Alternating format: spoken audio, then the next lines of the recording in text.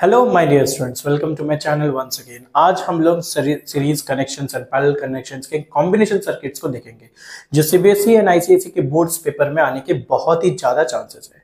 तो देखिए, आप क्वेश्चन देख सकते हो, मैंने यहाँ एक सर्किट बनाया है और इस क्वेश्चन का है, इसमें क्वेश्चन पूछा गया है फाइंड द इक्विवेलेंट रेजिस्टेंस।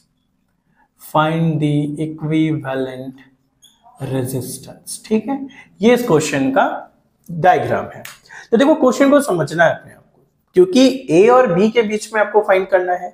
तो आपको क्या देखना है कि कौन कनेक्शन सीरीज में है और कौन कनेक्शन पैरेलल में है। तो चलिए देखते हैं, ध्यान से देखना और इस वीडियो को पूरा देखना, क्योंकि ऐसे क्वेश्चन से अगर कंसेप्ट क्लियर हो जाते हैं तो ऐसे कोई भी क्वेश्चन अगर आपके बोर्ड्स में आते हैं तो आप इजिली इस क्वेश्चन को सॉल्व कर सकते हो। तो देखिए कैसे होता है। ए और बी के बीच में अगर आपको रेजिस्टेंस निकालना है तो करंट ए से चलेगा, जो 3 पॉइंट में करंट क्या हो जाएगा, डिवाइड हो जाएगा। और हमें ये पता है करंट जहां डिवाइड हो जाता है वहां पे कनेक्शंस पैरेलल बन जाता है, ठीक है। तो चलिए देख लेता हूं, यहां पे करंट I1, यहां पे करंट I2 और यहां पे करंट है I3, ठीक है। तो I1, I2, I3 current divide हो गया। अब देखिए, ये I1 करंट जो 3 ओम से जा रहा है, अब वही I1 करंट आपको किधर मिल रहा है, 2 ओम में भी जा रहा है। अगर सेम करंट किसी रेजिस्टेंस से मिलता है, किसी 2 या 3 रेजिस्टेंस से मिलता है, तो उसका कनेक्शन हो जाता है सीरीज में, ओके। तो हमें क्या पता चल गया, 3 ohm and 2 ohms are connected in series, okay. तो सबसे पहले लिखेंगे resistance 3 ohm and 2 ohm are connected in series, okay. Connected in series में अगर हमें पता है कि जब कोई भी सर्किट या कोई भी रेजिस्टेंस अगर सीरीज में कनेक्शन किए जाए तो उनके जो टोटल रेजिस्टेंस या इक्विवेलेंट रेजिस्टेंस होता है सम ऑफ ईच हो जाता है।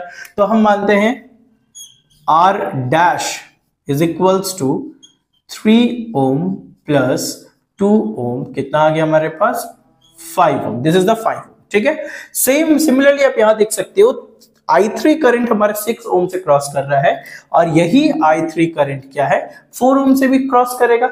मतलब you can see that 6 ohm and 4 ohms are connected in series, और सीरीज कनेक्शन हमें पता है क्या होता है, R1 प्लस R2, ठीक है। सिमिलरली आप लिख दीजिए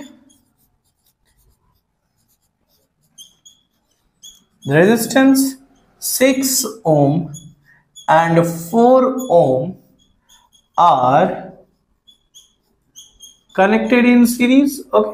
सीरीज में कनेक्शन है, मैं इसे R डबल डैश लिए लेता हूं, क्या आ जाएगा, 6 ohm plus 4 ohm, 6 ohm plus 4 ohm which is equals to 10 ohm, ठीक है।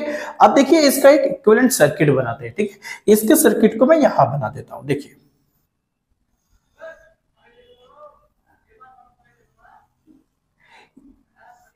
3 ओम 2 ओम मिलके आ गया था 5 ओम, जो कि सीरीज कनेक्शंस में था।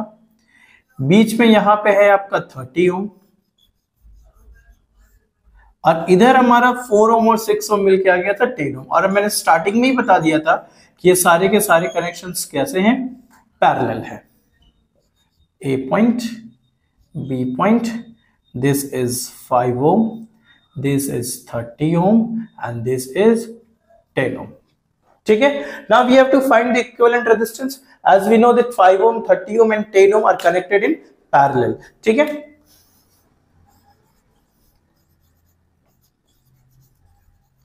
Equivalent resistance between A and B, A and B के बीच का equivalent resistance कैसे हो जाएगा, लिखना होगा since 5 ohm, 30 ohm, 10 ohm are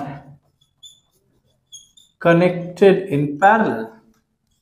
So 1 by R is equals to 1 by 5 plus 1 by 30 plus 1 by 10। हमें पता है भाई कि पैरेलल कनेक्शंस जो होते हैं उसके रेसिप्रोकल के सम के इक्वल होते हैं। 5, 30 और 10 का एलसीएम क्या निकल जाएगा, 30। 5 के टेबल में 30 6 टाइम्स में, 6 इंटू 1 प्लस 6, 1 30 के टेबल में 1 टाइम्स है, प्लस 10 के टेबल में 30 3 टाइम्स में 3, तो क्या आ जाएगा 10 बाई 30 क्रॉस हो गया 1/3 means 1/R is equals to 1/3, तो हम क्या बोल सकते हैं, R is equals to 3 ohm. So this is the required answer for this circuit. Okay, तो equivalent resistance for this circuit is 3 ohm. ठीक है, तो ऐसे क्वेश्चंस के लिए हमारे चैनल को सब्सक्राइब जरूर करो, सब्सक्राइब जरूर कर लीजिए, क्योंकि बोर्ड्स तक हम लोग ऐसे बहुत सारे क्वेश्चंस लाएंगे जो आपके बोर्ड्स पेपर के लिए बहुत ज्यादा इंपॉर्टेंट है। ओके, तब तक के लिए all the best, bye bye.